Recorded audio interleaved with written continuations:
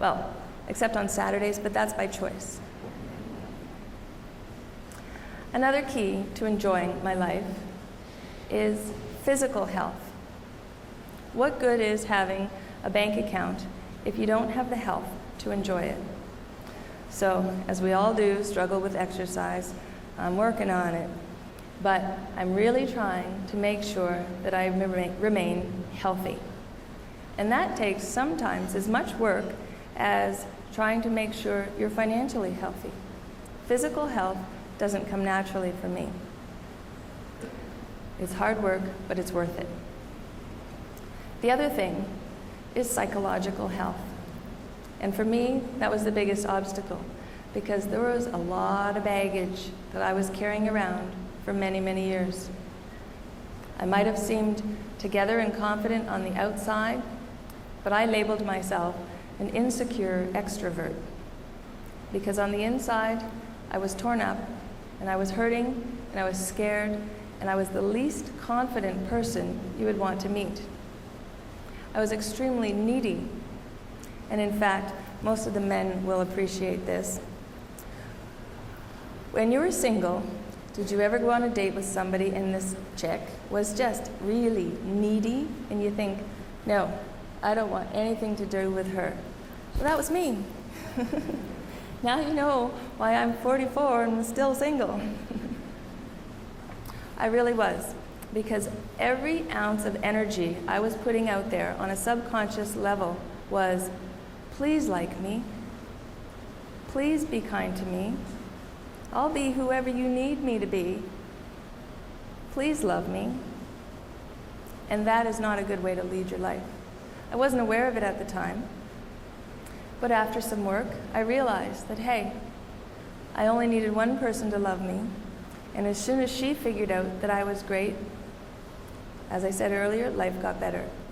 And I'm now truly my best supporter and my best friend.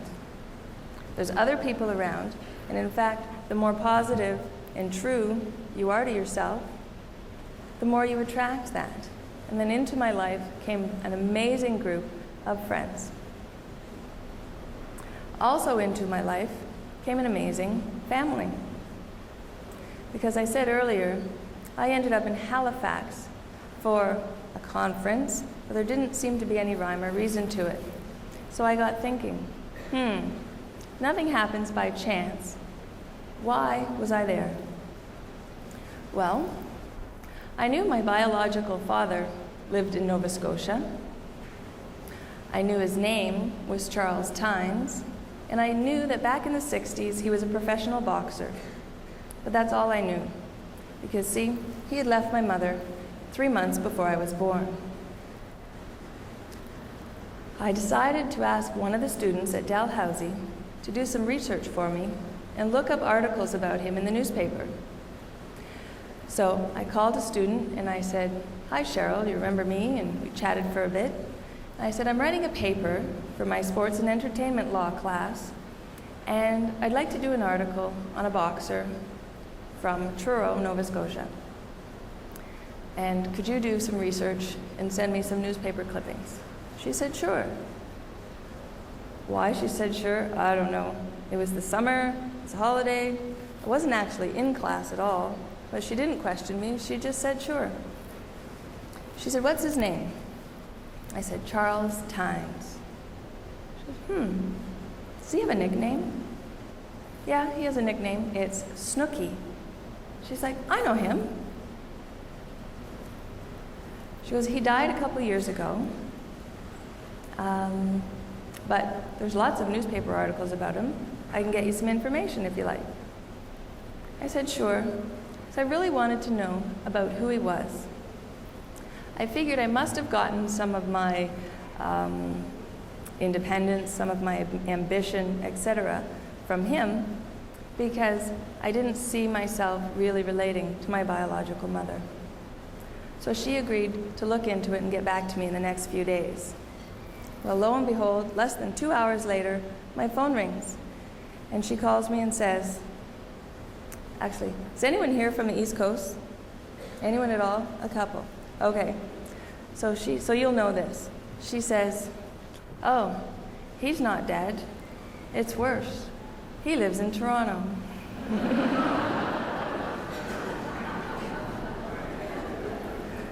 So I thought, oh, okay. I called 411, asked for Charles Times. They gave me the number, end of story. Whole process, finding someone, took 3 hours. Well, 28 years in 3 hours. So I phoned. Thought I'd better do it quickly before I changed my mind. So I phoned, and a young woman answered the phone. And I asked for Charles Times. And she's like, why? Why do you want to talk to him? I'm like, well, my name is Rose Adams, and I'm writing a story for my sports and entertainment class on boxers, and I'd like to interview him. And she goes, oh, you want Charles Sr. I thought to myself, oh my God, I have a brother, and somebody in that household is jealous. So I left a message, and the next day, Charles Times Jr. called me back. He said, so why do you want to interview my dad? So I explained the whole story about this article, and then I started to try and ask him a few questions. I said, so, how many brothers and sisters do you have? He's like, oh, you better ask my dad. A couple days later, I received a phone call from Charles Times Sr. And he was very excited about me wanting to interview him. We made arrangements to meet for lunch about a week and a half after that. I was all excited, and then at 11:30 I got a phone call from him saying, I'm sorry, I can't make it, something's come up. We'll have to reschedule. We rescheduled for the following evening, and we met. We arranged to meet at 5 o'clock in the lobby of the office that I was working at. I was working downtown at the corner of King and Bay in one of those big, huge office towers. Well, I really think it was the gods or fate that stepped in and was trying to tell me, you cannot meet your father for the first time over lunch. So I met him the next day. I'm waiting down in the lobby by the wall with my briefcase. It's 5 o'clock, and the lobby of one of those office towers at 5 o'clock is like Grand Central Station. So I'm pinned against the wall, trying to see if this man is going to show up. There must have been hundreds and hundreds of people passing through there, but slowly the crowd dwindled until there were maybe a dozen. Then it dwindled until there were a few, and then there was just me. So I waited and waited and waited. At about 6 o'clock, I had pretty much given up. And then, through the revolving door, comes this short little man in a white tracksuit with a young girl behind him. And he comes over to me and says, are you Rose Adams? And I said, yes. And what I was really thinking is, you're short. Because my mother is 5'1". My father's maybe 5'6". So I'm going, obviously grandparents were tall. He introduced himself and he said, I'm sorry I'm late, but I didn't think you would want to have dinner with a strange old man by yourself. So I brought my daughter along. And in tow, he had 13-year-old Robin. So up until that moment, I had already decided I was not going to tell him who I was. I just wanted to find out about him. I was being kind of selfish.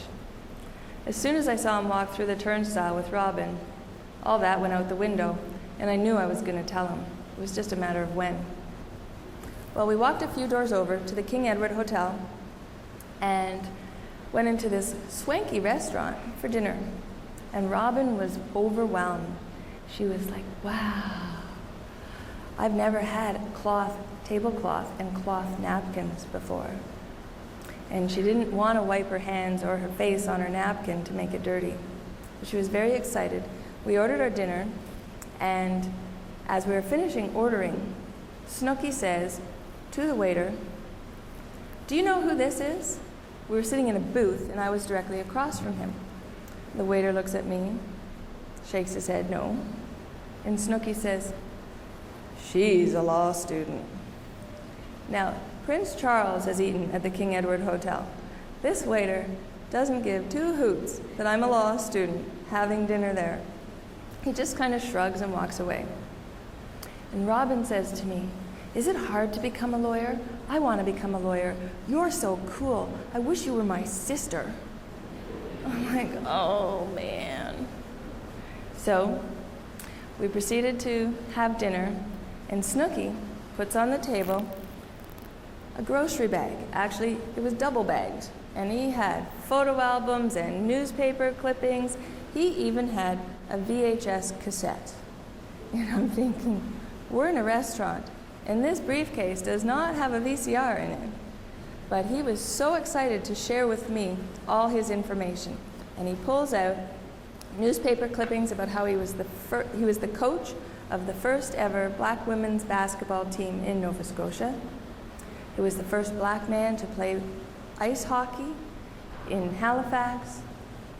He was Golden Gloves champion in welterweight, I think, boxing.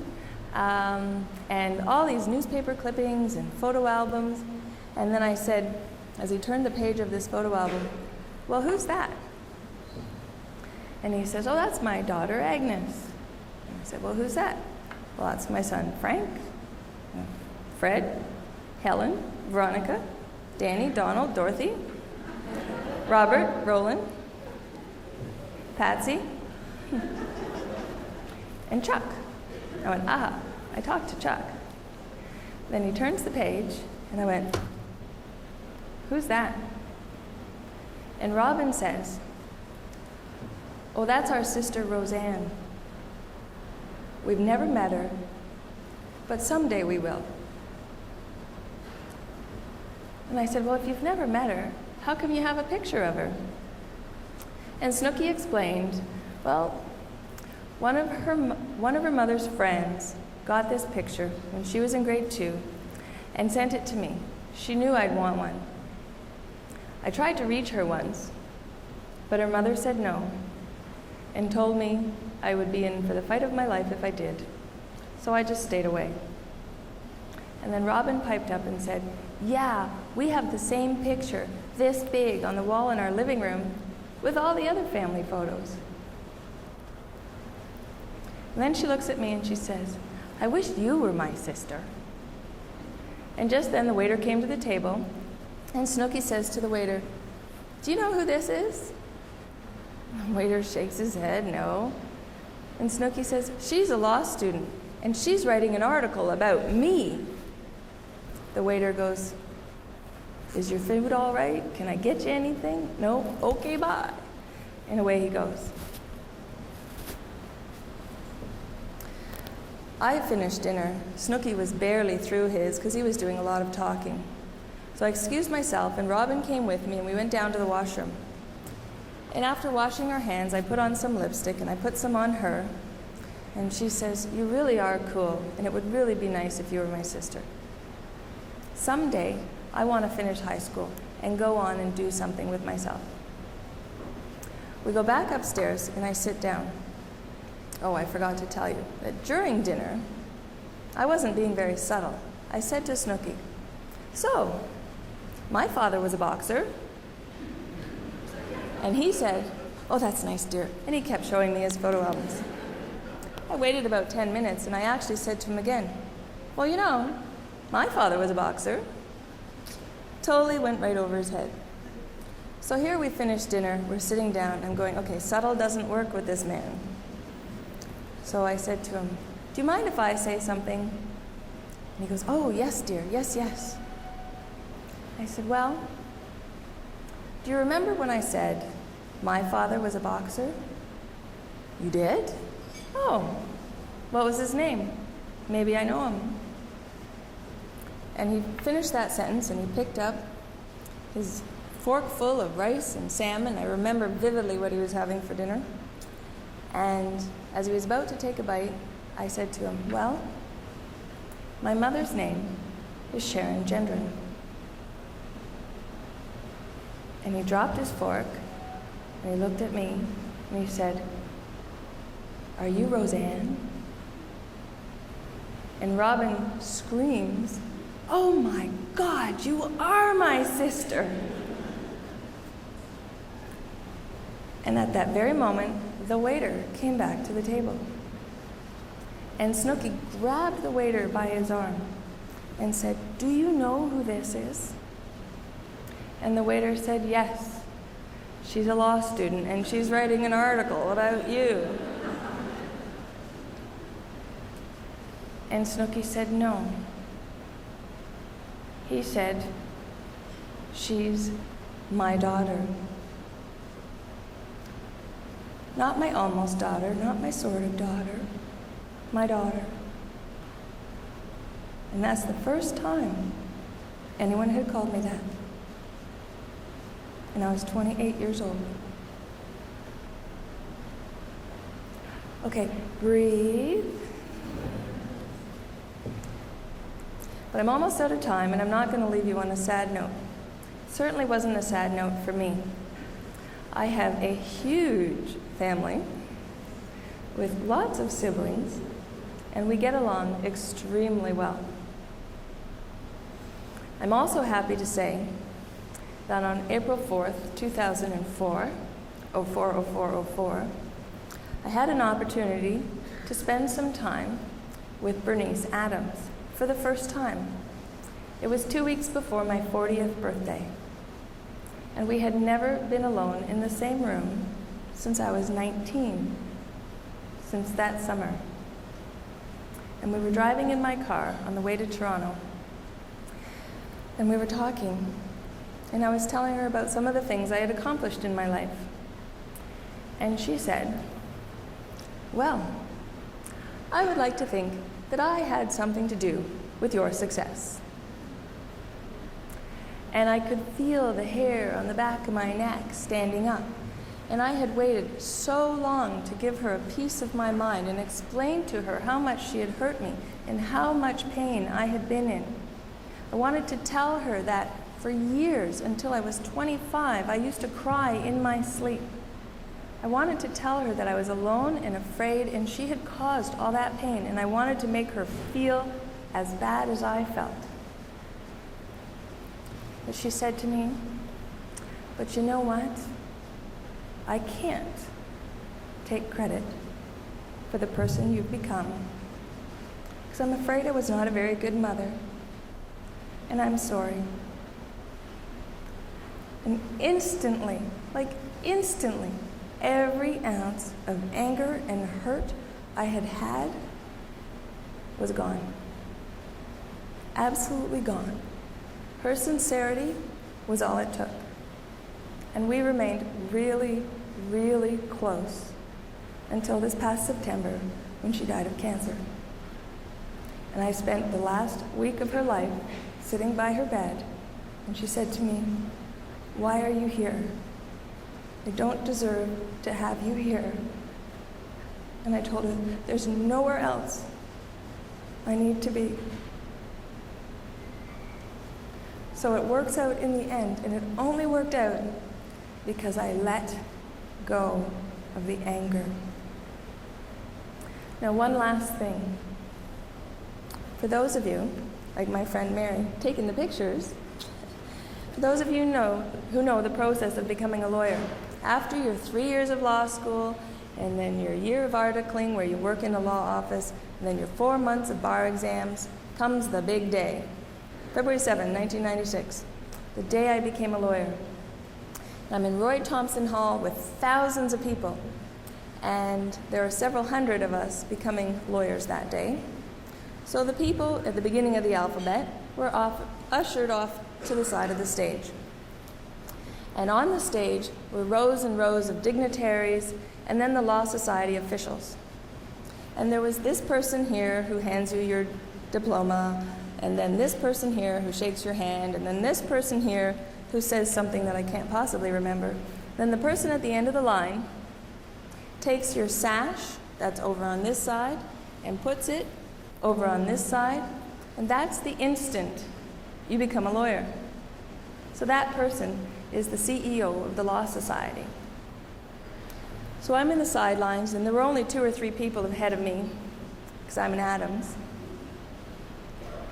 And as I walked across the stage and shook hands and said this and did that, I got to the last person. And when he put the sash from my side to the other side, and I stuck out my hand, he brushed it away and gave me a great big hug. And he whispered in my ear, "I knew you could do it." That man was the new CEO of the Law Society. Before that job, he was the president of Niagara College. Before that job, he was the vice president of administration at Georgian College. The very man who pronounced me a lawyer was John Say-So, the person who told me I was not limited by anyone else's expectations. That's the kind of impact every one of you in this room can have on a college student. Thank you.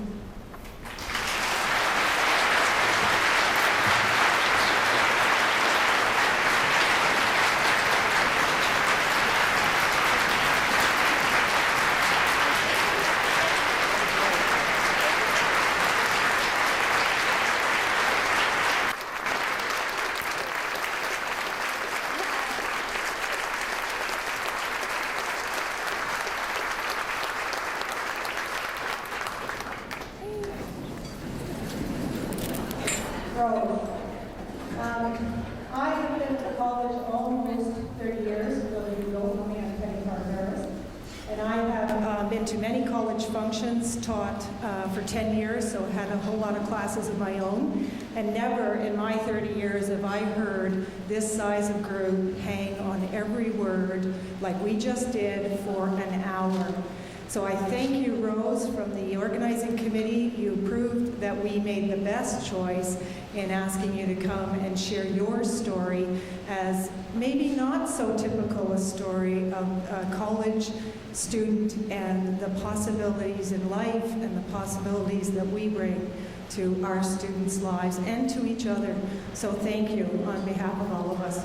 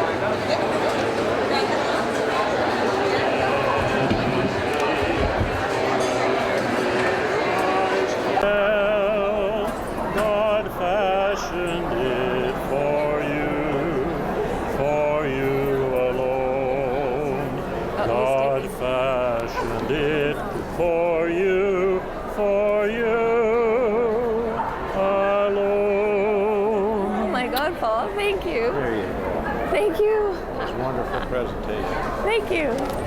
That was really well. That was really well done. Thank you. We have a connection. John Say-So was the first person that hired me when I went to Georgian College. Oh, really? Yeah. Oh, wow. Yeah. Isn't he so awesome? I remember being in this audience when you won the Premier Award. So it was excellent. Thank you. Okay. Take care. Good luck with your marriage. Thank you.